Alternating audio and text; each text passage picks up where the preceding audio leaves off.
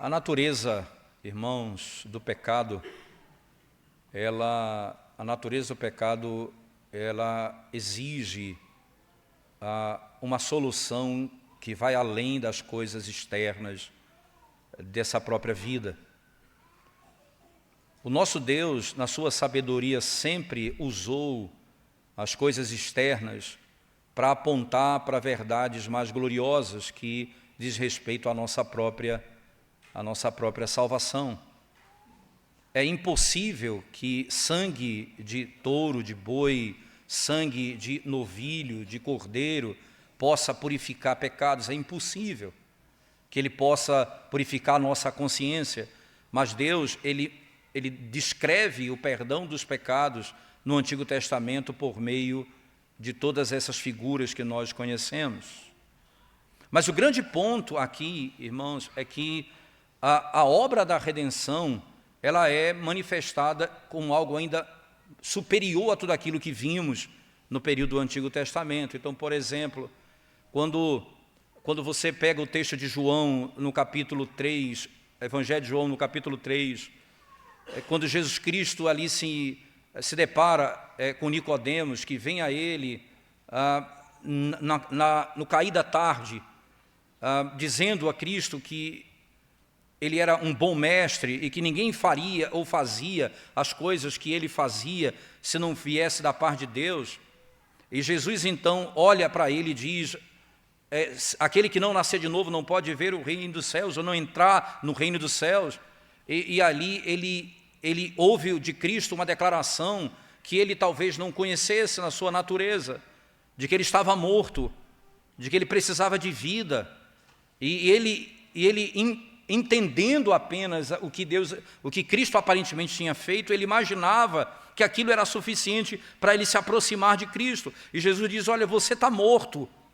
E todo aquele que está morto no seu pecado, ele não pode entrar ou ver o reino de Deus, isso é impossível acontecer.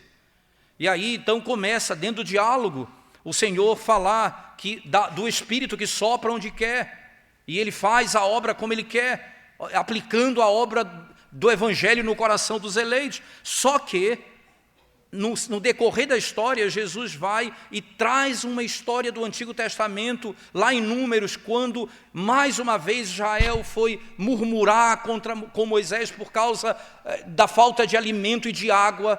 Então o Senhor faz com que das pedras saíssem serpentes abrasadoras. E elas picavam aquelas pessoas ali, e elas então, contaminadas por aquele veneno, iam morrer por conta daquilo. E naquele momento, Jesus usa esse texto para dizer, e quando eles estavam morrendo ali, Deus ordenou que fosse levantada uma serpente de bronze, e quem olhasse para ela seria salvo. E ali, entende, irmãos, mais uma vez, aquela imagem impressionante, eles iriam sobreviver àquela picada de serpente momentaneamente. Aí Jesus diz, da mesma maneira é necessário que o Filho de Deus seja levantado no madeiro, e todo aquele que crer nele tem a vida eterna. Você percebe? Em outras palavras, todos nós estamos mortos dos nossos delitos e pecados, e se olharmos para Cristo, nós não temos apenas vida momentânea, mas vida eterna, salvação eterna. Essa é a lógica que percorre do Antigo ao Novo Testamento a mesma verdade. É a mesma coisa que o autor da carta aos Hebreus nos ensina. Há alguma coisa muito mais gloriosa por causa da natureza do pecado e por causa da natureza de Deus. O que Deus é, irmãos, impossibilita que a morte de um animal possa redimir um homem do pecado. Já disse isso lá atrás, vou repetir como um ponto que eu entendo muito importante. Nem mesmo para casar, Deus permitiu que o animal fosse da mesma natureza do homem. Para que ele casasse, foi feito alguém da mesma natureza do homem. Isto é, o texto diz lá, eu vou providenciar uma auxiliadora que ele seja idôneo, isto é, igual a você em termos da natureza. Os animais não são, eles não podem casar. Se você não pode casar com eles, você imagina se eles podem te salvar, redimir. Alguém da mesma natureza você pode casar. Esse princípio, então, aponta para o fato de que o meu Salvador precisa ser verdadeiramente homem. Mas, ao mesmo tempo, por conta da natureza do que Deus é, isto é, Ele não resolverá o pecado, irmãos, com o sofrimento e a morte de um homem que, por 33 anos, ele viva nessa terra, ele pratique o bem e na sua morte ele perdoe meu pecado. É impossível ele fazer isso. Por quê? Porque todo homem nessa terra é pecador e, por ser pecador, nunca ele poderá apresentar alguma obra a Deus que seja viva. Toda obra que ele apresentar a Deus é morta. É impossível. Consequentemente, para que ele possa me salvar, ele precisa punir o meu pecado. Mas ele não pode punir em mim. Se ele punir em mim, eu estou condenado para sempre. Então ele precisa derramar a ira dele sobre alguém, e esse alguém é Cristo, aquele que é o verdadeiro Deus, o verdadeiro homem. Então a ira dele caindo sobre Cristo faz com que ele suporte o peso da culpa que é minha. E mais ainda, irmãos, e mais ainda, ele faz com que a obediência de Cristo tenha valor eterno. Como 33 anos podem me livrar da eternidade do inferno? Porque ele apresenta essa oferta pelo Espírito eterno, isto é, ele é Deus verdadeiramente. Se ele não apresentar, se não for verdadeiramente Deus, é impossível haver reconciliação. O pecado trouxe um problema gravíssimo, ninguém pode resolvê-los, irmãos. Os judeus tinham essa consciência dizendo, só Deus pode perdoar pecados, porque é um fato isso, ninguém pode perdoar pecados, porque o pecado, para ser perdoado, ele exige as duas coisas. Precisa obediência perfeita e precisa suportar a ira eterna de Deus sobre si.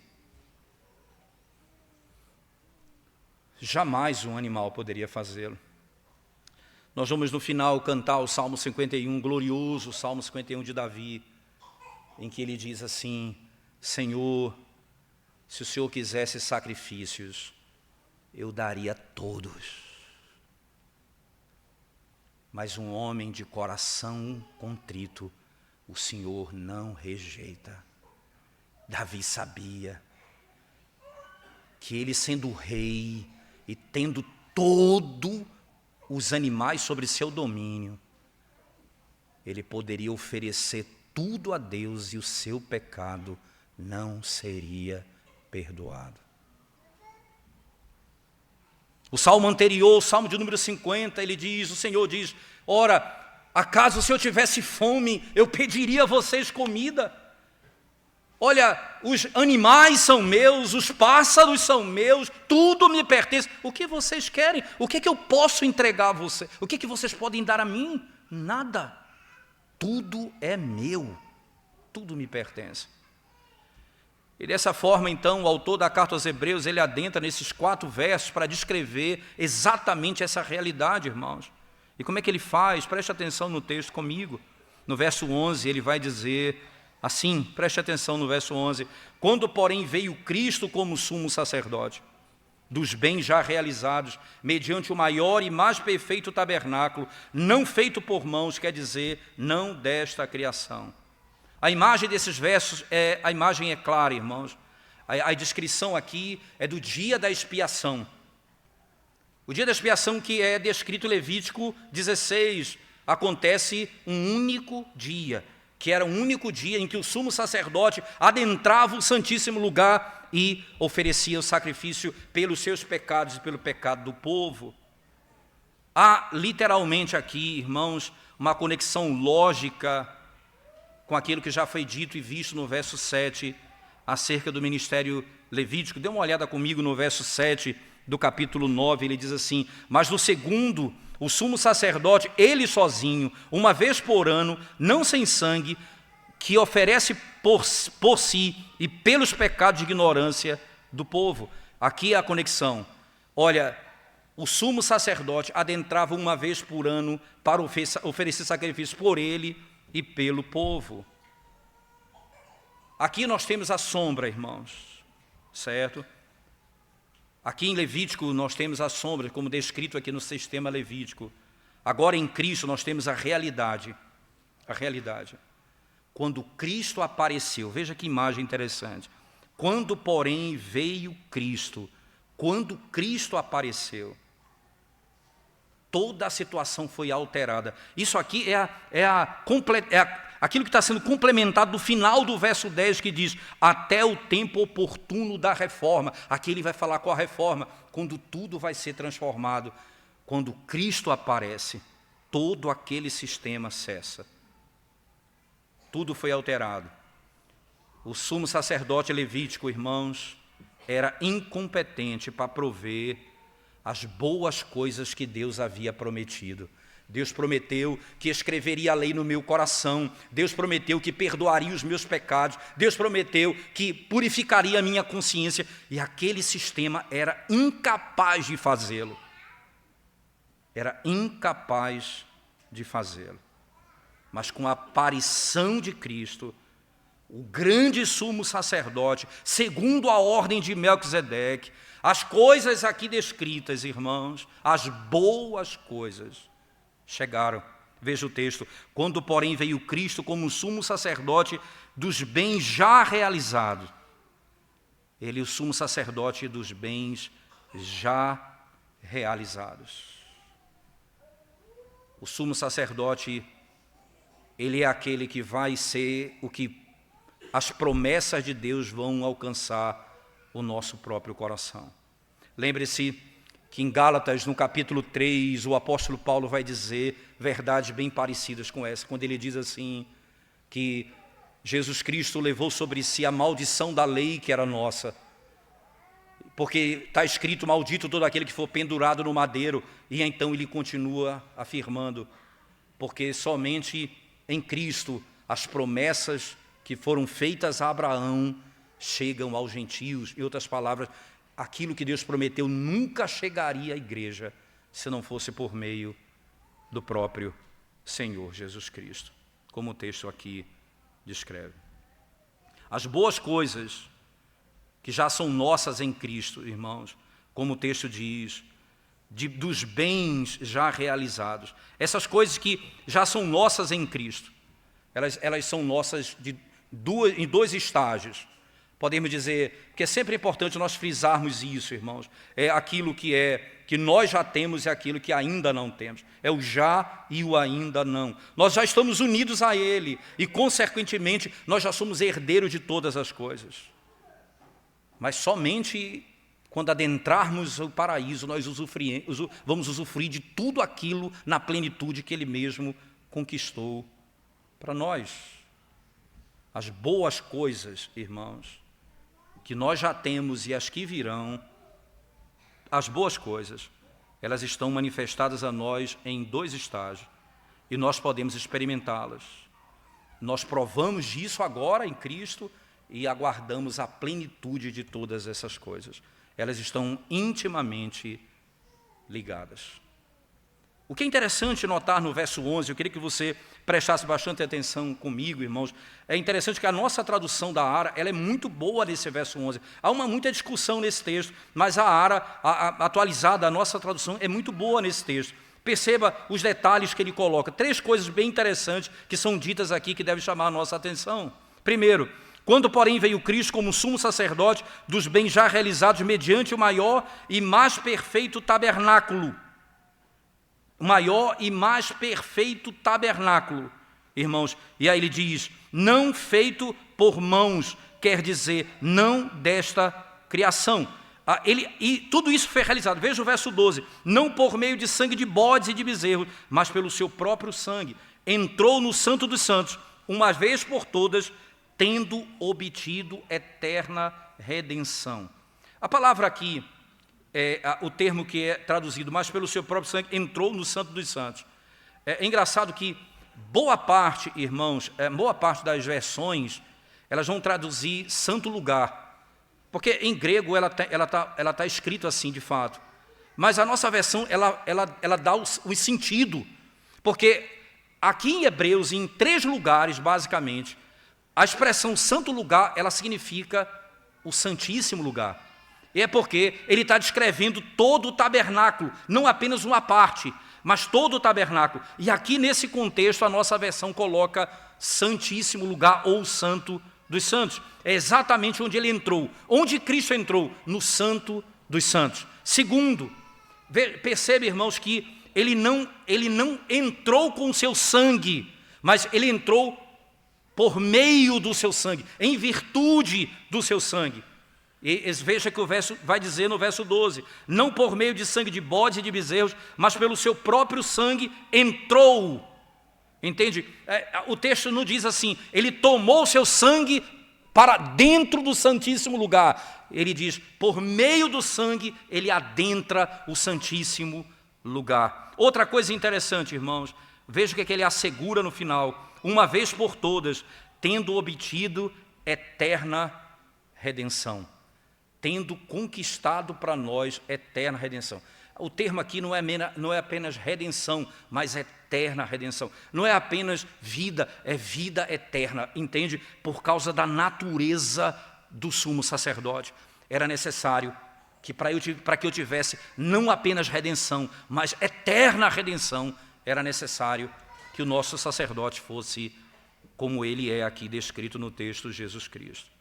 Preste atenção nesses detalhes que são importantes, mas podem levar você a pensar para que essas informações de Levítico, mas queria que você prestasse bastante atenção nisso para compreender a relação que existe no próprio Novo Testamento.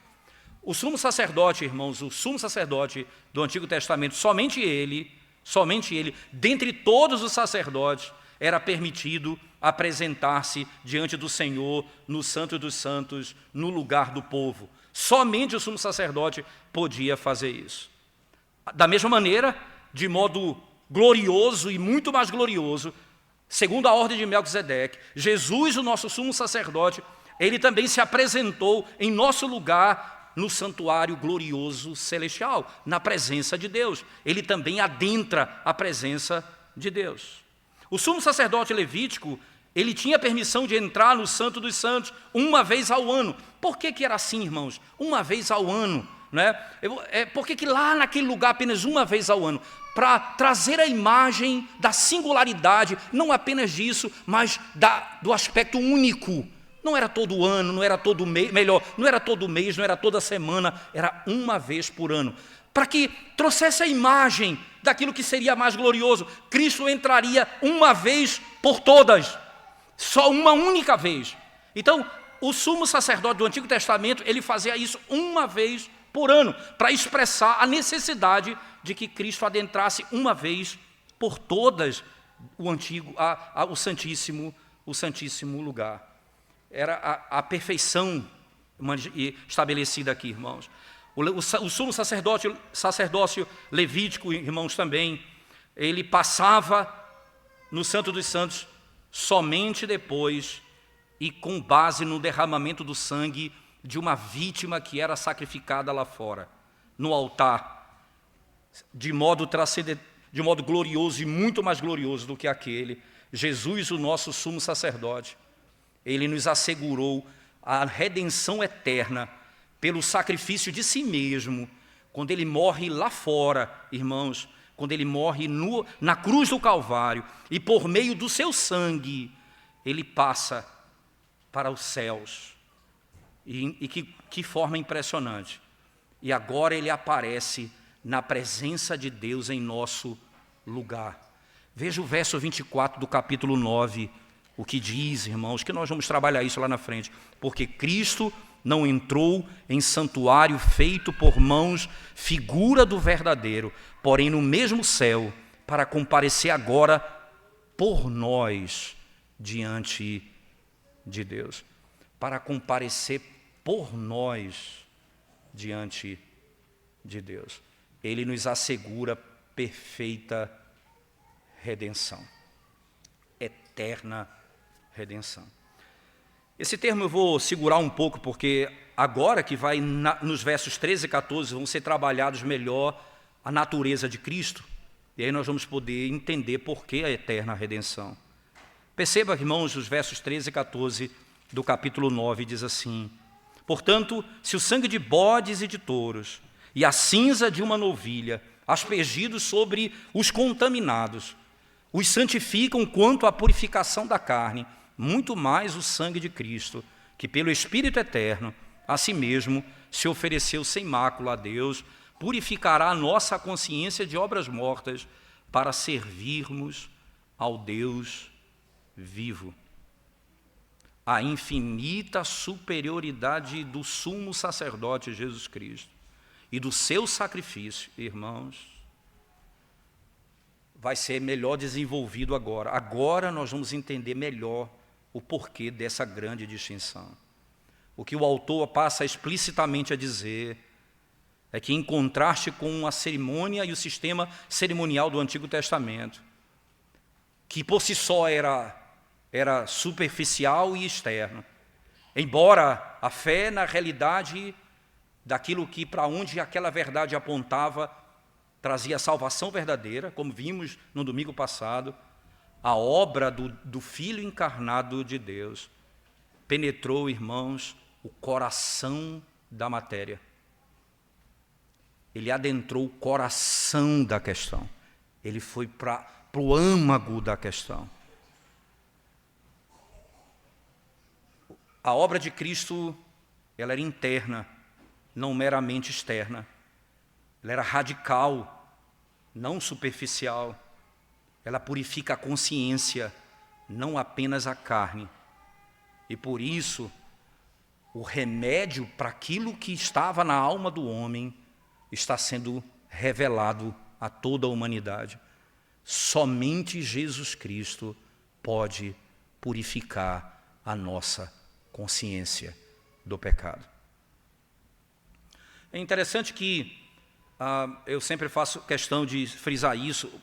O autor da Carta aos Hebreus, ele tem uma preocupação, ele não quer ficar mexendo em picuinha, detalhe ali, acolá. É muito claro, ele fala isso abertamente no texto do capítulo 9. Por isso, então, a gente sempre se detém naquilo que ele trata. E ele coloca aqui algumas coisas que precisam ser melhor compreendidas. Primeiro, irmãos, olhe primeiro dois ritos típicos do Antigo Testamento. Veja, volte comigo, por favor, no verso 13, quando ele diz assim: portanto, o sangue de bodes e de touros e a cinza de uma novilha, aspergidos sobre os contaminados. Primeiro vamos pegar aqui a aspersão com sangue. A aspersão com sangue. De quem, irmãos? O que era que sangue de quem? O sangue de bodes e de touros, como diz o texto, de bodes e de touros. Veja, quando isso ocorria, mais uma vez, depois você pega isso com cuidado, Levítico 16, dê uma lida lá em Levítico 16, que é o dia da expiação, e todas essas informações estão lá com muita clareza. A aspersão com sangue de bodes e de touro. Isso acontecia uma vez por ano, era o dia da expiação, quando o animal era sacrificado como uma oferta pelo pecado,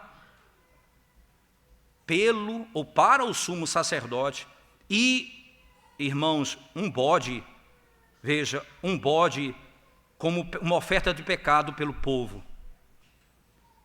Talvez, entenda, era singular, era um e outro, mas talvez o uso do plural aqui era para indicar o caráter da repetição desse sacrifício. Mesmo acontecendo uma vez por ano, todo o ano tinha.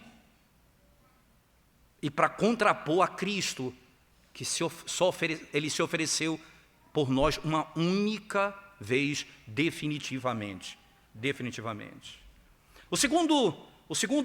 Outro ponto que ele estabelece aqui, irmãos, é que, por exemplo, F.F. Bruce vai sugerir que nós aqui temos uma alusão mais geral do sacrifício adicional daquilo que era oferecido no dia da expiação. Talvez F.F. Bruce vai dizer que não apenas representava a repetição, mas eram coisas adicionadas àquilo naquele contexto. Mas tudo bem, uma coisa ou outra, o fato é que era uma única vez por ano. A segunda coisa, irmãos, você vai encontrar a aspersão também. Veja o que o verso vai dizer, não apenas o sangue, ele vai descrever, portanto, o sangue de bodes e de touros e a cinza de uma novilha, aspergidos.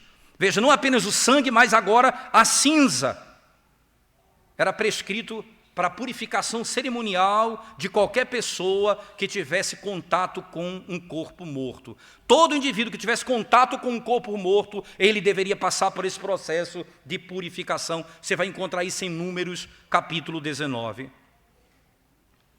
O rito envolvido, irmãos, o rito aqui envolvido, no primeiro caso, a escolha de um animal que não tinha nenhum tipo de defeito, certo? Não tivesse trabalhado sob nenhum jugo, certo? E que fosse morto fora do campo. Então, o sacerdote pegava esse animal, o sangue dele derramado, ele colocava os seus dedos ali na bacia, onde o sangue foi derramado, na direção do tabernáculo, e ele aspergia sobre eles. Depois disso, veja bem, a carcaça era completamente queimada na sua presença. E era queimada, irmãos, né? Depois de queimado, o sacerdote o fazia com que fosse queimado com madeira de cedro, isopo, e era assim, e escarlata, e isso era destruído nas chamas, aquilo era completamente destruído.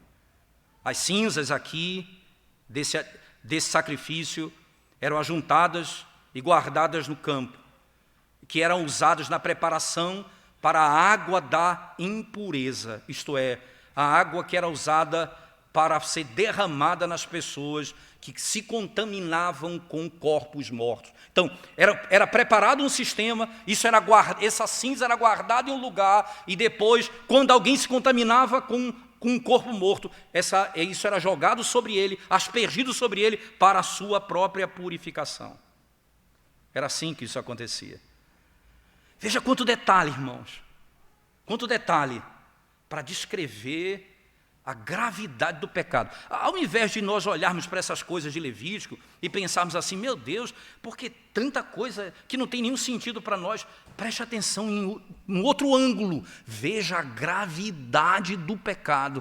Para descrever, irmãos, a obra de Cristo e a necessidade que Deus se fizesse homem para morrer pelos nossos pecados, se faz necessário por uma estrutura tão imensa, e um sistema sacrificial tão imenso, que ele não podia resolver o meu problema, mas podia apontar para a necessidade de alguém superior a tudo isso. Alguém superior a tudo isso. O que é de grande preocupação aqui, irmãos? Qual é a grande ênfase aqui?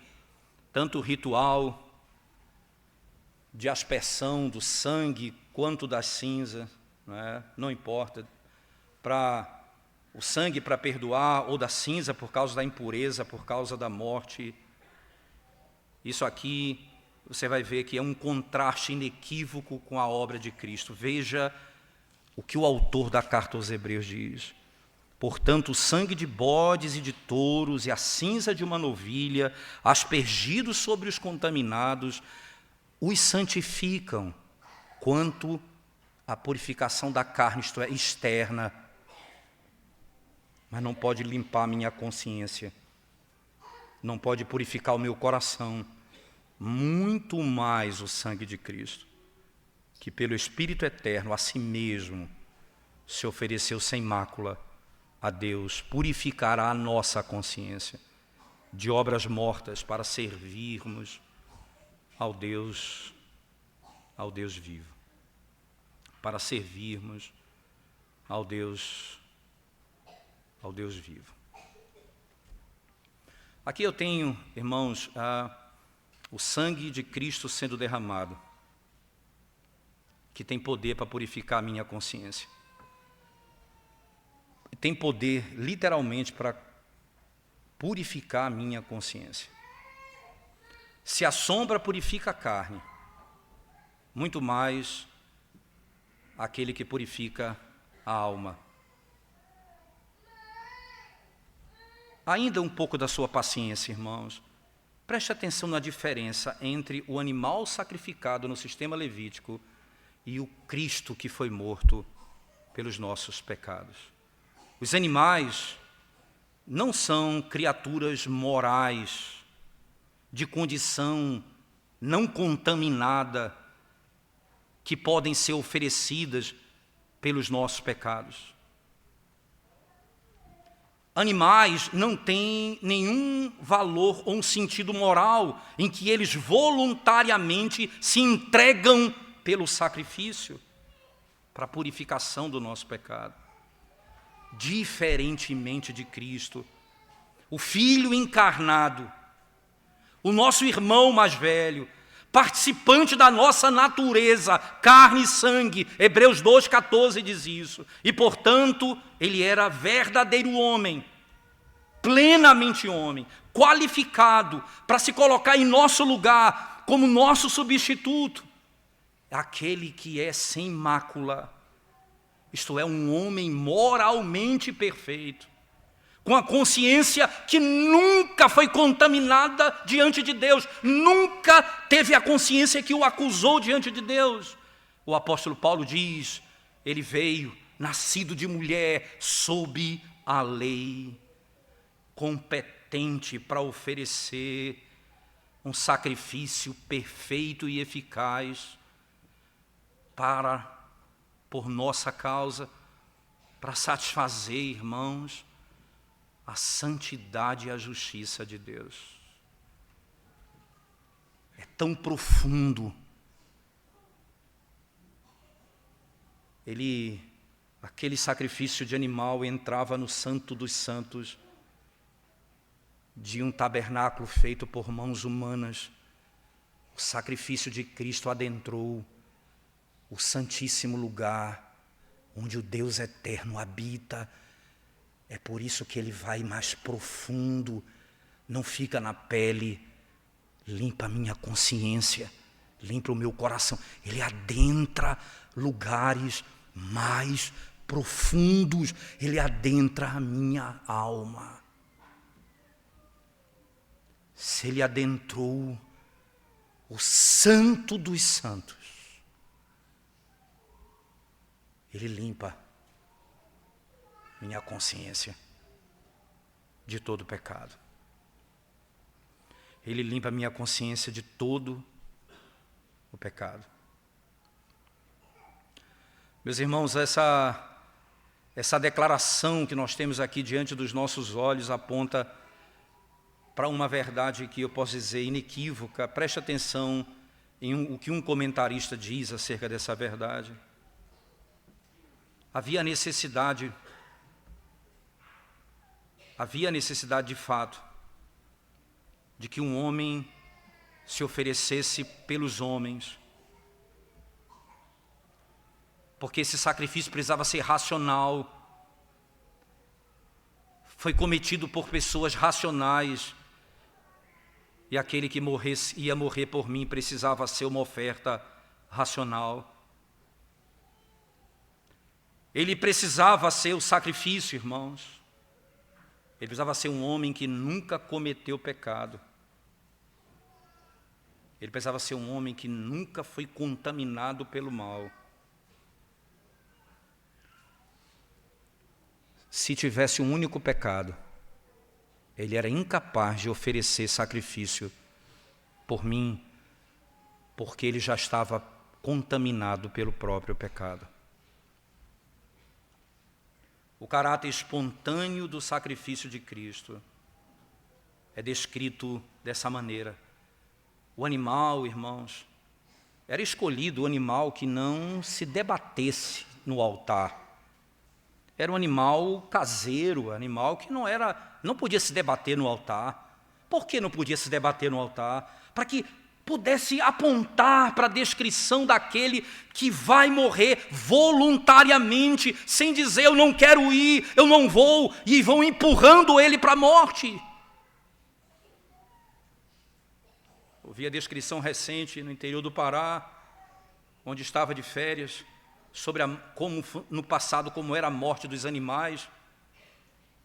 Eles estavam na fila da morte, era impressionante, eles contam que o boi que ficava atrás olhava para aquele que estava sendo morto e caía a lágrima dos seus olhos. quando ele via, ele sabia que estava se aproximando a hora dele morrer. Então eram escolhidos animais que não tivessem essa brutalidade, eles eram colocados no altar e eram mortos, porque o Filho de Deus foi assim, voluntariamente, racionalmente, pessoalmente ele tomou decisão. Diz o texto, não se encontrou dolo. Ele disse isso para os discípulos: eu vou para Jerusalém, e lá em Jerusalém eu vou sofrer, eles vão me prender, eu vou ser preso, eu vou ser crucificado, morto e sepultado, e ao terceiro dia eu vou ressuscitar. Aí ele diz, o texto de Lucas, no capítulo 9 diz, e ele tinha o rosto de quem havia decidido ir para Jerusalém. Ele disse, eu vou para Jerusalém. Pedro disse, tem piedade de ti mesmo, Senhor, não permita que isso aconteça contigo. Jesus disse, arreda-te, Satanás, porque não cogitas das coisas de Deus, mas dos homens, porque foi para essa hora que eu vim, foi para esse propósito que eu vim. Ele veio voluntariamente. Veja o que Hebreus diz, irmãos, quando ele descreve no verso 14, muito mais o sangue de Cristo, que pelo Espírito eterno a si mesmo se ofereceu. A si mesmo se ofereceu. Ele morreu pelos nossos pecados. Como em João, no capítulo 10, você vai encontrar no verso 16 e 17, dizendo, ainda tem outras ovelhas, não deixe aprisco, a mim me convém conduzi-las. Elas ouvirão minha voz, então haverá um rebanho e um pastor. Por isso o Pai me ama, porque eu dou a minha vida para a reassumir, porque eu entrego a minha vida voluntariamente.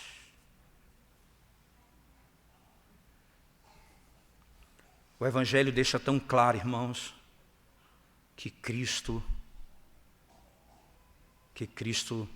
não fez nada senão voluntariamente.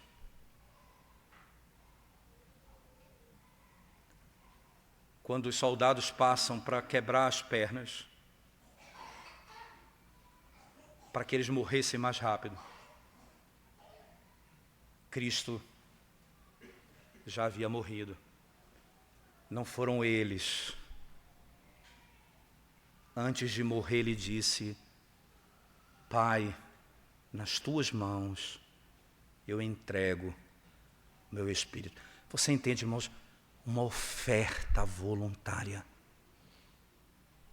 Eu entrego, eu te dou. Ninguém tira a minha vida. Eu voluntariamente a dou. Ainda na sequência você vai perceber, irmãos, que Jesus Cristo aqui é descrito então da maneira, veja o verso 14, muito mais o sangue de Cristo que pelo Espírito eterno a si mesmo se ofereceu. Pelo Espírito eterno a si mesmo ele se ofereceu.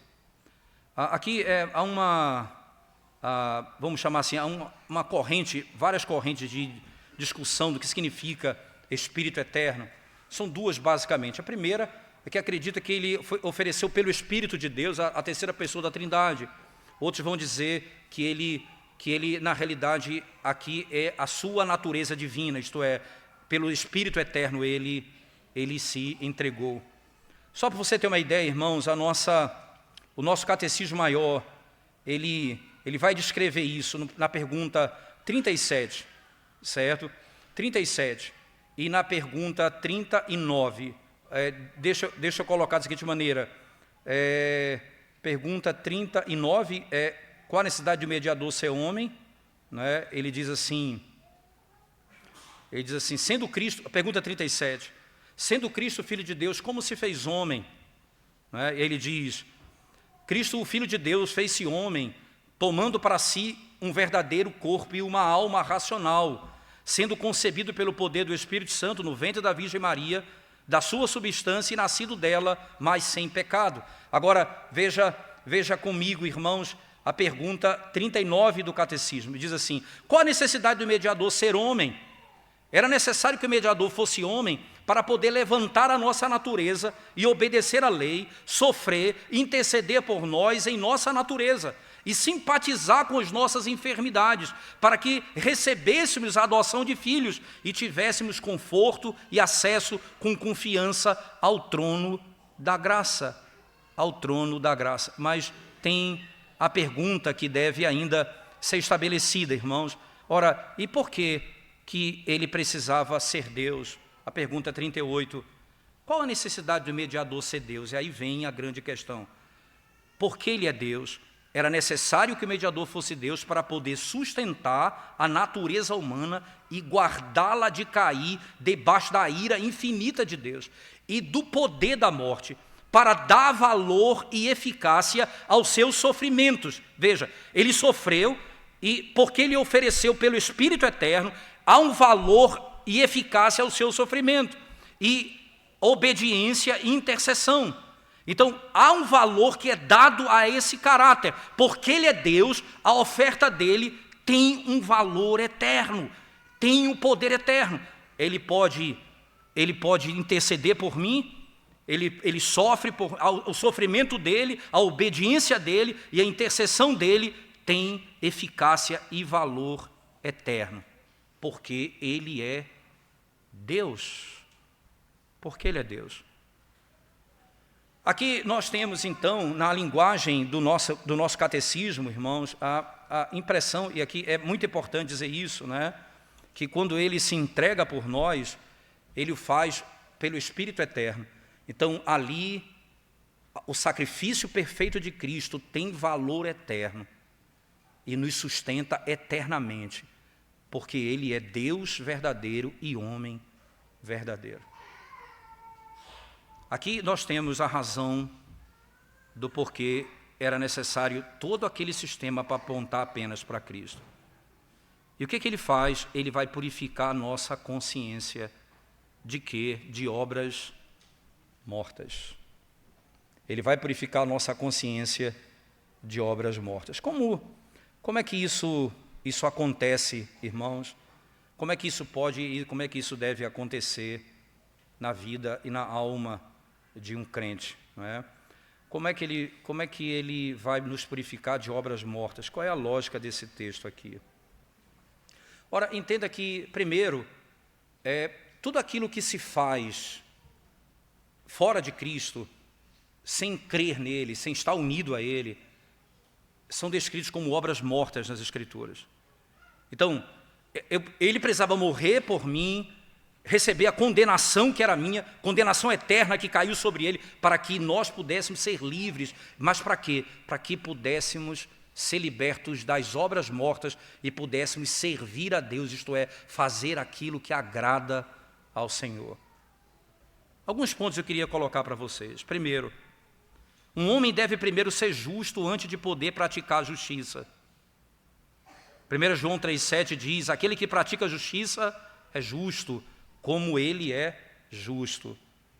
Preste atenção nisso. A árvore produz o fruto, não fruto a árvore. Portanto, a árvore deve ser boa antes que o fruto possa ser bom. Um homem justo pode realizar uma obra justa, mas nenhuma obra de um homem injusto pode torná-lo justo. Ora, nos tornamos justos somente pela fé, por meio da justiça de Cristo imputada a nós. Então, se nós não estivermos em Cristo, nós não somos declarados justos e, consequentemente, as nossas obras não são justas. Segundo, uma alma que não foi unida ou não está unida a Cristo não pode praticar a justiça. João 15:5 diz: sem mim nada podeis fazer. Nada podeis fazer. Veja, Jesus olha para o discípulo e fala: sem mim, se vocês não estiverem em mim, vocês não podem fazer nada. Todas as suas ações são condenáveis. Sem mim nada podeis fazer. Toda a vida e força espiritual para os pecadores está entesourada na pessoa e obra de Cristo. Ora, imagine, irmãos, um poço que tem encanação, mas o poço está vazio. O cano que leva a água para casa é inútil, se não tiver água na fonte. Se não houver fé, não há vida. E onde não há vida, não há obra de justiça. Todas as nossas ações, todas as nossas obras, são obras mortas, como o texto diz. Terceiro, embora a consciência não seja purificada da culpa da morte eterna, as obras praticadas pelos homens são apenas obras mortas, não obras de justiça. É somente o sangue de Cristo aplicado pela fé que pode purificar a consciência, remover a maldição que, enquanto estiver sobre o homem, o deixará eternamente estéril, incapaz de fazer aquilo que agrada a Deus. Por fim, a fé é a fonte de todas as boas obras. Ali começa a obra de justiça do homem. Como foi que Abel praticou a justiça, irmãos? O apóstolo nos diz: pela fé Abel ofereceu a Deus mais excelente sacrifício do que Caim, pelo qual alcançou o testemunho de que era justo. E sem ela, ninguém pode fazer uma obra agradável a Deus. Isto é, sem fé é impossível agradar a Deus. Tudo o que os incrédulos fazem é apenas uma sombra de justiça. Eles não são casados, unidos a Cristo, portanto, não podem dar frutos para Deus. Não são gerados de novo, nem feitos seus filhos. Portanto, sua obediência é apenas servil. Eles não são participantes da vida de Cristo, portanto, suas obras são mortas. Nada que eles fazem pode ser aceito pelo próprio Deus. E o que me chama a atenção no final do texto, irmãos, é que no verso 14 ele diz: para, a fim de que, veja, ele vai limpar minha consciência de obras mortas, ele vai me limpar, ele vai me declarar justo, ele vai perdoar os meus pecados. E para quê? Para que eu possa servir ao Deus vivo. Ao Deus vivo.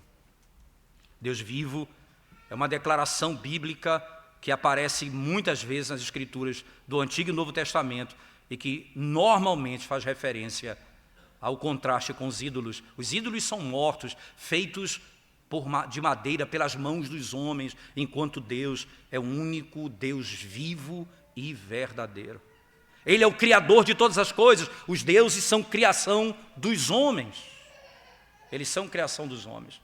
Por isso, tudo o que os homens fazem sem Cristo é morto. E somente em Cristo eu só posso praticar obras vivas se eu estiver naquele que é o único Deus vivo e verdadeiro. Fora dele, nada eu posso fazer. Fora dele, nada eu posso fazer. Deixa eu me dirigir a você, irmão, diretamente. Foi para isso que Deus te libertou, para que você possa servir ao Deus vivo, adorá-lo verdadeiramente. Somente em Cristo nós podemos fazer tudo o que agrada a Deus. Experimenta orar a Deus sem Cristo. Experimenta cantar a Deus sem Cristo. Experimenta cultuar a Deus à parte de Cristo. Você nunca será ouvido pelo próprio Deus. Em Cristo, as nossas orações são ouvidas, a ponto de você ouvir no Antigo Testamento e no Novo Testamento tal declaração, dizendo assim: nós apresentamos a Deus sacrifícios de louvor. Como nós oferecemos sacrifícios a Deus por meio de Jesus Cristo? Quando nós cantamos por meio de Cristo. Quando nós oramos por meio de Cristo. Quando nós pregamos, é Cristo pregando a igreja. Então, tudo que nós fazemos é vivo, porque estamos unidos a Cristo. Nós não podemos servi-lo se não tivermos a nossa consciência purificada de obras mortas. Agora deixa eu me dirigir a você que ainda não conhece a Cristo Jesus nessa noite. Por acaso você não sabe que você é culpado e que por ser culpado você não tem acesso ao Deus vivo e verdadeiro? Deixa eu lhe explicar um pouco mais. Houve uma quebra entre Deus e o homem por causa do pecado. A justiça exige um sacrifício. uma expiação deve ser feita. O próprio pecador é impuro, não pode ser sacerdote, não é capaz de oferecer um sacrifício, pois o gado e todo o gado dessa terra, todo o cordeiro, todo o bode, todo o touro dessa terra é incapaz de ser oferecido a Deus para a purificação da nossa consciência. Por isso Jesus Cristo se tornou nosso sacerdote. Sua natureza humana era o sacrifício, sua natureza divina, o altar que santifica a oferta. A ira de Deus era o fogo que queimava o sacrifício. O sangue era levado e por meio dele ele adentrava o santíssimo lugar. Quando Cristo ascendeu ao céu e assentou-se à direita do Pai para interceder pelos pecadores com base apenas nessa sua obra. Agora, aqui está a expiação. Preste atenção nisso, você que está fora de Cristo. E gostaríamos que você se apegasse a esse plano glorioso de salvação do Cristo crucificado, que você renunciasse à tua própria justiça, para que você pudesse ascender ao céu pela escada da mediação de Cristo. Por falar em escada, lembre-se quando Jacó, num sonho, viu a escada, em sonho que subia ao céu e anjos subiam e desciam. E lá em João, no capítulo 1, 51, é dito, Jesus Cristo é essa escada. É essa escada.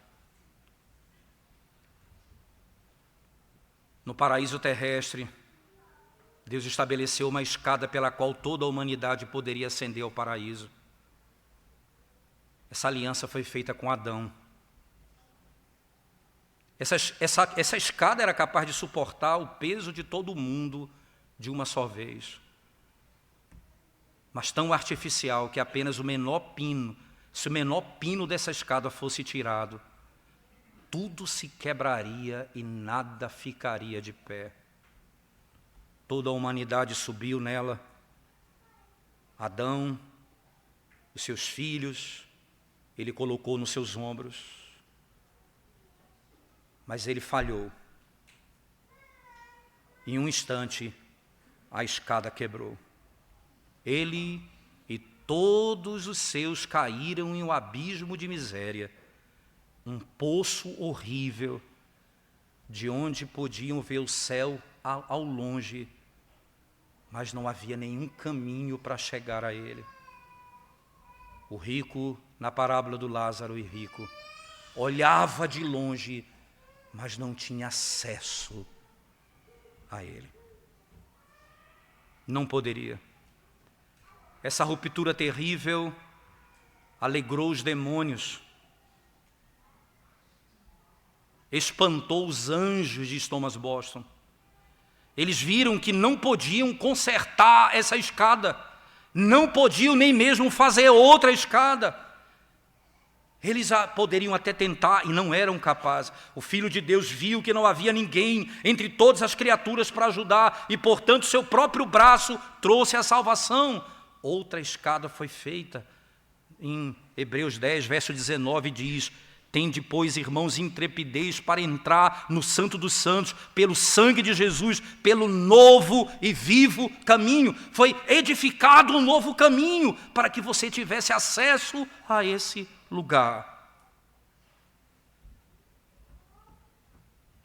Outra escada foi feita. Jesus Cristo, Deus homem, o mediador entre Deus e os homens, o caminho para o Pai. O pé dele estava colocado na terra, pois ele é homem. A escada foi colocada tão baixo que os pecadores poderiam alcançá-la. Foi colocado muito baixo, mesmo nas partes mais baixas da terra, até mesmo na região da morte. Ela foi colocada. Ela desceu às profundezas. Ela chegou a mim. Ela chegou a você. E o topo dela alcançava os céus, pois Ele é Deus. Pois Ele é Deus. É tão alta que pode levar o pecador ao céu. Ela não pode se soltar nem quebrar. Não importa, pois ela foi feita com sangue de valor infinito. Ela foi oferecida pelo Espírito eterno, o Deus eterno, que a obra que foi feita tem valor eterno, de me livrar não apenas hoje, mas para todo sempre, a ponto de Cristo até hoje interceder por mim, com base no que Ele fez na cruz do Calvário. É tão poderoso o sacrifício, que até hoje Ele intercede por nós, com base na mesma obra. Então eu preciso dizer a você, venha, coloque-se sobre essa escada, não tema. A escada de Adão não podia suportar, além de pessoas humanas, ela não poderia suportar um pecador com um fardo de culpa nas costas, ela quebraria. Mas essa vai levar você, o seu fardo de culpa também, embora seja mais pesado do que toda a areia do mar, ele pode levar.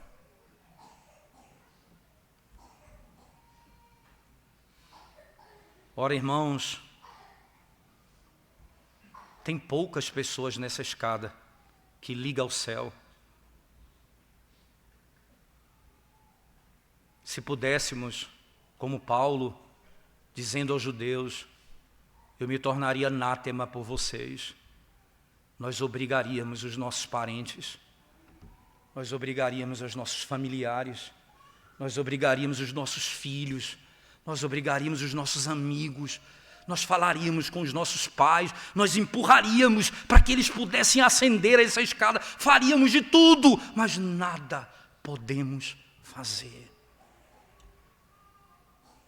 Não temos poder em nós mesmos. Então cabe falar a tua consciência. Você deseja permanecer nesse abismo? Vocês já perceberam o abismo que vocês se encontram? O que pretendem fazer? Porque vocês não são compelidos a subir. Venham antes que essa escada seja levantada. Talvez vocês estejam pensando, como um ladrão e um salteador. Vocês pensam, eu vou subir por outro caminho. Eu encontrei um outro caminho. O único que teve acesso ao Santíssimo Lugar foi Cristo. Fora dele, ninguém chega ao topo dessa escada. Não há esperança para você. Vocês estão pensando em muitas saídas, eu fico pensando, né? Imaginando. Vamos consertar o pacto de obras, vamos tentar viver pela moralidade, pela conduta legal. É melhor do que construir uma nova escada. Mas você prefere reconstruir um escombro do que subir naquela que foi e que tem o fundamento chamado misericórdia e graça, que é o pacto da graça em que Deus estabeleceu em Cristo Jesus.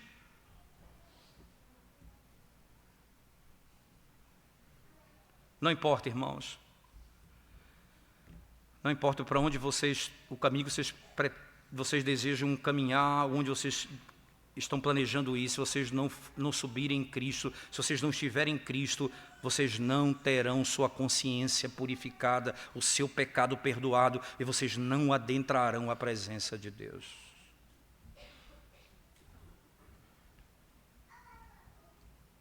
E deixa eu lhe dizer,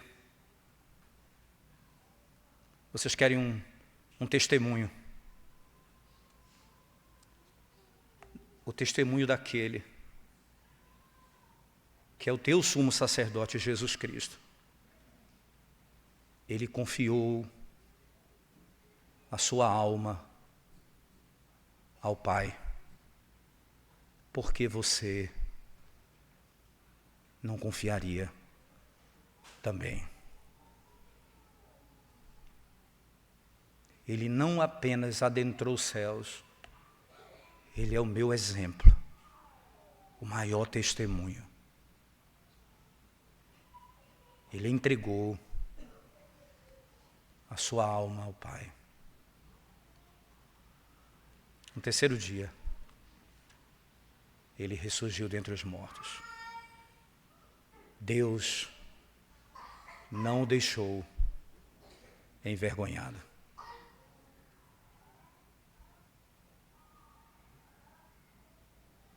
Venha a Cristo hoje. É a única esperança da humanidade. Vamos orar ao Senhor nesse momento, irmãos. Senhor bendito, Pai do nosso Salvador Jesus Cristo,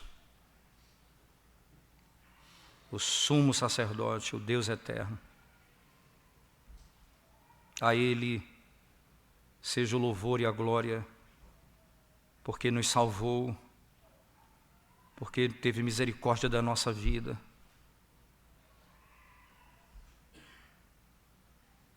Porque se compadeceu da nossa alma. Ó Deus Santo, abre os olhos daqueles que não te conhecem, para que das profundezas eles percebam o Deus que se fez homem e desceu às profundezas para redimir os pecadores da morte e torná-los servos do Senhor. Restaura a sorte do teu povo, aumenta a nossa fé e a nossa confiança em Ti. Enche a nossa alma de esperança, ó Deus, enche a nossa alma de esperança. Porque sem Ti nada podemos fazer. Em nome de Jesus nós oramos. Amém, Senhor Deus.